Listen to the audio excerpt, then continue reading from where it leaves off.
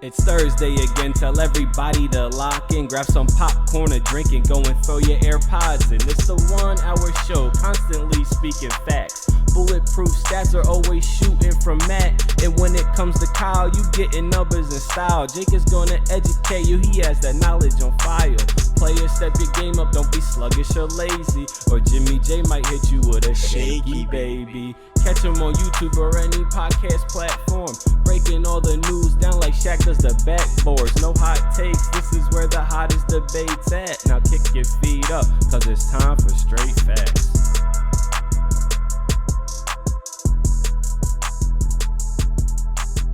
What's going on, y'all? Welcome back to Straight Facts, the sports show that educates and entertains. I'm your host for today, Kyle Sirik, joined by two of the usual suspects. We got Jake Galley, we got Stat Matt. No James Jackson today, but hold up. We weren't going to leave that seat empty now, were we, Jake? We had to bring someone in, one of our favorite guests, making his third appearance on the podcast. This is our boy Matt Valdivinos, MV Scouting on Twitter. Matt, we're happy to have you here, man. How you feeling? I'm excited to be here. It's a vibe. I'm glad to, talk ball, be with the boys. It's a good time. All right, Matt, before we get started, like we always do, we want to give you a second. Educate the listeners. Who are you? I am Matt Valdivinos, drip connoisseur, cloud chaser extraordinaire. Please go follow me on Twitter at MV Scouting. That's where you'll find everything. Great follow. Any content I make, we like to get into a little bit of banter. I promise it's a good time. Just, hit me up and we'll talk ball. And he knows his stuff, too. Now, if you do follow him on Twitter, what you'll see is this man likes to let it rip sometimes. This man likes to tell you what he thinks right to the point. And a couple other guys told us what they thought this week with Speaking Facts. Of course, Speaking Facts, we bring the quotes from the whole sports landscape. And we just go around the table and say, was this person spitting the truth or they got to go on this one? We're going to start with my man, Jimmy Johnson, on Fox NFL Sunday. He said, if I was drafting in the NFL today, out of all of the players, my number one pick would be Justin Herbert over Mahomes. So is Jimmy Johnson, we'll start with you, Matt V. Is Jimmy Johnson speaking facts that Justin Herbert should be the number one overall pick if the league were to be redrafted? I'm a huge Justin Herbert guy, been a fan, but he is not speaking facts. Pat Mahomes is the 1.01 any draft. He's the best player in the league. He's the best quarterback in the league at the very minimum, second best player in the league. He's a superhero playing quarterback. I love Justin Herbert. I love what he's doing. He's not doing it with what Pat Mahomes is doing it with. The Chargers team's a lot better playing right now than the Chiefs have been. So, yeah, give me Pat still. Jake, let me tell you what. There are two things. I respect my elders. Old people, they're wise. They have a lot of knowledge. There are two things you should never take their advice on. Number one, cryptocurrency. If someone with gray hair ever tells you anything about cryptocurrency, ignore them. Number two is NFL offenses. You look around Brandon Staley, you've got Sean McVay, You've got Kyle Shanahan. These are the guys who are pushing the NFL forward. I also think Jimmy Johnson may be suffering from some vicious recency bias going on here. So, for all those reasons, he's not speaking facts. But you know what? I'm not going to hate on Jimmy too much. He does a good job. Stat Matt? It's asinine. Like it would be like in 2009 saying that you take Chris Paul over LeBron. Like, yeah, Chris Paul's really good, but it's LeBron. It's like this is Pat Mahomes. It's you don't even think it's automatic. It's overthinking. It's trying to be smart. It's trying to get people to talk about you, which succeeded. But Pat Mahomes, he led the Chiefs to a Super Bowl, led them to another Super Bowl. He's the first quarterback to ever throw for 50 touchdowns and 5,000 yards. That is not Tom Brady or Peyton Manning. Like that's the class he's in. Herbert's really good, and I was wrong about Herbert coming out of college, but a lot of people were. It's Mahomes. If he had said second, I wouldn't. That's where I was going to go with this. Yeah. So I threw this one up first because I know it's obvious answer for me. No, it's not speaking facts. It's Mahomes. But is Herbert second? Real quick. Is Herbert second? Jake? I guess he has to be right now, right? I mean, you look around, Josh Allen. Yeah, Lamar. Yeah. I think Herbert's just younger than them. Right. They're all in the same tier. You can probably throw Kyler in there. But I think I'd take Herbert. I don't know. It's toss-up. Matt? Yeah, I'd probably take Herbert. All right. Personally, I would go Josh Allen. We'll talk about this later. I would go Josh Allen. We'll move on to the next one. This is Stephen A. Smith. Always seems to find his way onto this segment. Yeah, on First Take, He he has like said, 80 shows, so he said, I think Odell Beckham Jr. needs to beg to be traded. It's not a good situation for him. I'm not going to. He needs to get a better quarterback. I miswrote that one. He needs someone who can stretch the field. I'm talking a quarterback with an arm. Is Stephen A speaking facts? Does OBG need to beg to get traded? And we'll go with Stat Matt start us on this one. OBJ played with Eli Manning. This isn't best Eli. This isn't 2011 leading the Giants to the Super Bowl. This is just mediocre at best Eli Manning, half decent but stays healthy. Baker's is better now than Eli was in 2014 and 2015. I don't know what Stephen A is thinking. OBJ is playing poorly because OBJ has been bad. He's not been good. He had a horrible drop.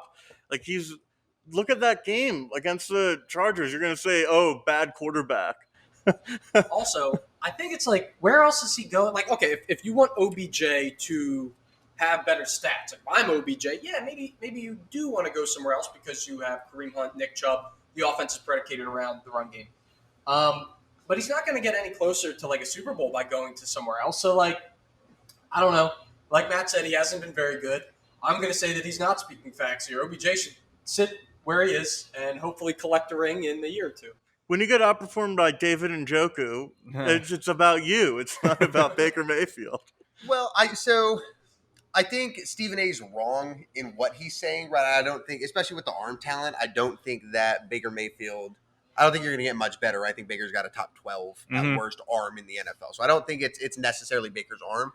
If you want to say OBJ could be in a better situation, yeah, I think there's maybe an offense that would be willing to give him a higher percentage of the targets or run the offense through him, but that's not what Cleveland does, and that's okay. I don't necessarily think he's been bad, right? That drop was bad, but I think he creates separation. Him and Baker have just never really clicked. It's never been a thing. I don't know what it is. I think they're both good players. I think both are underperforming from what they could be, but I also think that maybe Kyle Shanahan, or not Kyle Shanahan, I'm sorry, but when the Browns brought in Odell to be that guy, and Freddie Kitchens was involved, and you wanted to get Baker Mayfield in and get him a number one receiver, I don't know that Odell necessarily fits what they want to do now with Stefanski. So you touched on, so the point here was kind of arm talent, right? Yeah, I don't think, that's what Stephen A was hitting on here, and you are the film guy. You're the one that, I mean, he's our draft guy. You're the one that assesses those things. So you think that he's just wrong about that? Now, Odell's the issue is, if you look at the quarterbacks that are going to have an obviously better arm than Baker, you're talking about, Josh Allen, who has Stephon. You've got, Justin Herbert, who has Mike Williams and Keenan Allen. Pat's got Tyree. Matt Stafford. Right? Yeah, Matt Stafford's got Robert Woods and Cooper Kupp, right? So it's not, where are you going to go? Where's Odell here? I know he didn't say this. It was Stephen A. But where's Odell going to go where he's going to get a quarterback with a noticeably better arm than Baker Mayfield? Yeah, and I mean, I think Baker, he's proved with receivers that he can make them good. Yeah. I mean, Jarvis Landry has had very great weeks. Not a great season, but he's been hurt. Has had very great weeks on that team. Rashard Higgins, Donovan Peoples-Jones. He gets these guys involved and throws good balls. So I agree with you there. And, I think the difference is, I don't necessarily think that those guys are outproducing Odell in those moments. It's just that we're hoping for 150 and 2 from Odell and expecting, 50 yards from those guys. So when they both meet in the middle at 75, maybe it is just a system thing, and Odell's just playing that role, and he's, maximizing it to what it can be, but it might just not be a super effective number one go-to target in the offense that they're running. Yep. All right. Well, we'll move on. We got one more here on Speaking Facts, and this is the one that, is maybe make us, change our opinion, specifically me and Matt here. So Shannon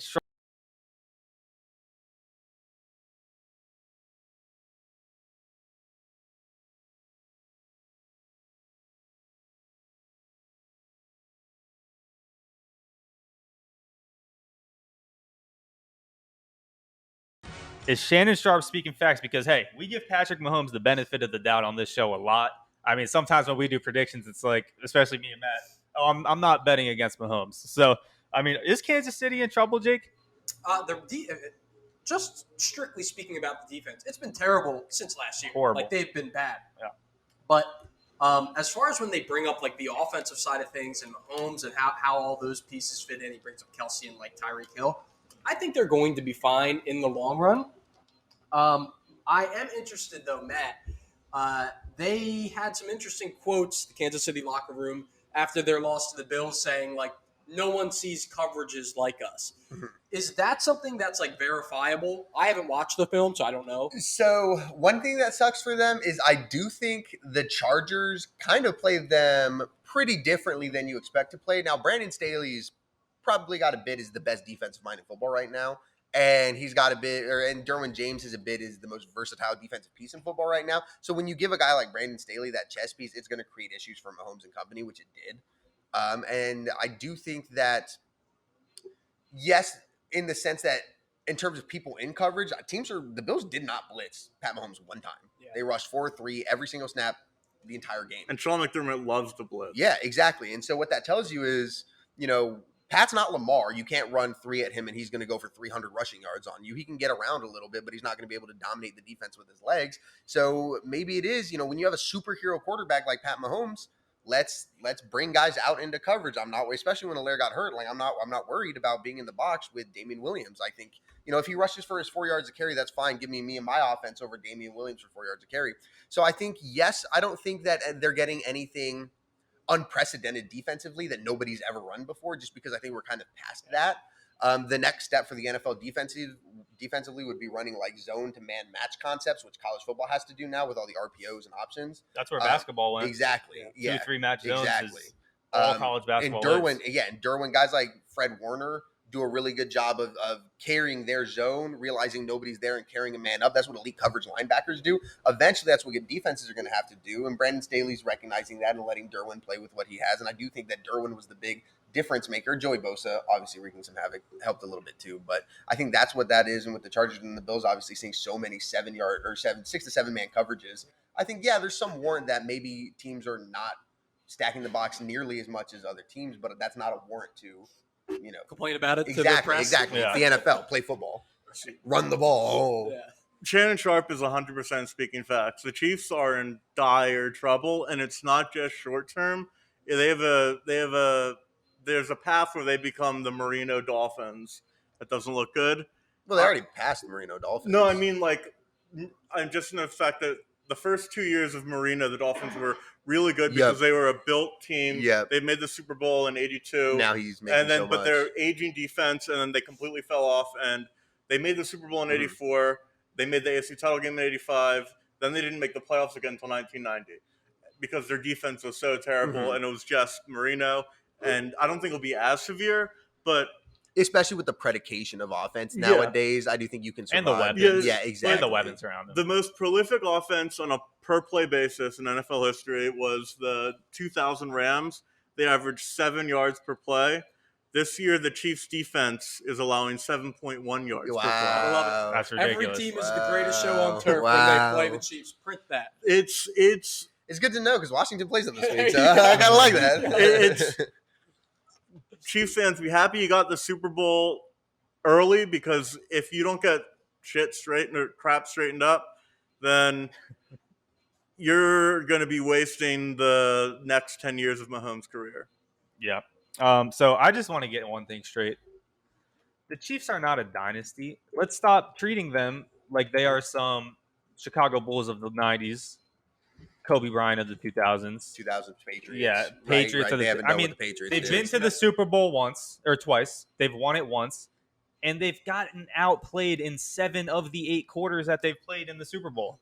Besides that fourth quarter of the San Fran game, I mean, and this that is was not straight quarterback. This is not difference. some dynasty. I mean, it's messed up that. I mean, it's not a dynasty. You're Yeah. correct. Like this is this is where they are. are. This is where they are. You ready? 2 championships in. They've won one. They've lost one. They've got a lot of hype. So they're like the Miami Heat, big 3. Now, can they win the third one and it solidifies LeBron and he's allowed to leave Miami and it's cool? Or are you going to lose and it's like you won one championship and now the best quarterback in the league, can't get anywhere because the defense is holding them back. So I actually think he is speaking facts. The thing is, I still think they're going to make the playoffs. And when you put, the Chiefs in the playoffs, and even now they're scoring a crap ton of points, you find a defense and you're still right back on top. Yeah, and just last thing before we move on here, like the goalpost shifting that has been done for good teams by the New England Patriots over the last 20 years, it's not enough. You go to 2 Super Bowls as a young quarterback, that's more success than some entire franchise has had, and it just doesn't stack up at all. Drew Because Brees that's went what to we know one. is a dynasty, Exactly. right? That's Yeah. what that Drew is. Brees went to